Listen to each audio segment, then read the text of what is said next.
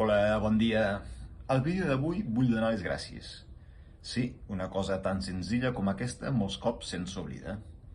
Vull donar les gràcies a tothom que ha portat el seu granet de sorra, el seu temps, les seves idees. És a dir, a tothom que ha participat als diferents grups de treball per aconseguir un Alcarràs millor. A mi m'agrada partir de la base que la veritat absoluta no existeix. És a dir, tots tenim la nostra veritat, segons els nostres coneixements, la nostra experiència, el context que vivim, que pot ser molt diferent a d'altres persones. Ni millor ni pitjor, sinó diferent. Per això és important poder escoltar tothom, exposar idees, argumentar-les, debatre-les.